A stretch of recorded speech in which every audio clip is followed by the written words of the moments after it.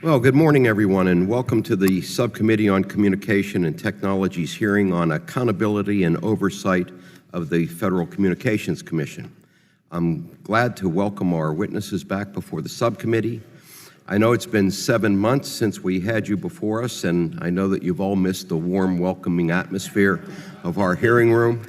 But despite that passage of time, many issues that were of concern to us then still remain unresolved today. For example, I asked about the investigation into phone carriers selling the real-time location of nearly every American.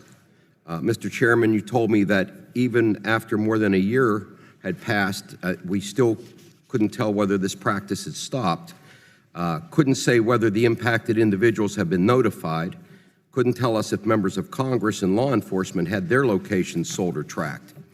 And in June of this year, you told Senator Blumenthal that you were wrapping up this investigation and would have recommendations shortly.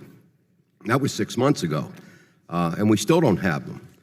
Chairman Pallone and I wrote to the chairman in November asking for an update, and we got a response yesterday saying that he now expects an answer from the Enforcement Bureau by the end of January.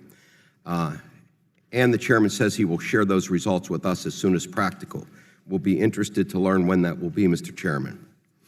Looking at your announcement yesterday about your new plan with Mobility Fund 2, it seems that you have finally realized that the data you collected is garbage and that you need to go back and do this all over again. Everyone has been telling you that for years, and instead of acting decisively, folks in rural America will have to wait even longer to get broadband as you finally collect the data that you need. At our last hearing 7 months ago, and the hearing 9 months before that, members brought up these same concerns, and here we are with you just yesterday announcing that you are kicking off another lengthy rulemaking process to try again to fix this process. And stamping your new Plan 5G doesn't change the fact that communities where these funds are desperately needed have been waiting years and will have to wait even longer because of a bungled process. And to add insult to injury, you aren't even taking action against the carriers that submitted the faulty or fraudulent data in the first place. What's the incentive in the future to provide accurate data if they know they're going to get a pass?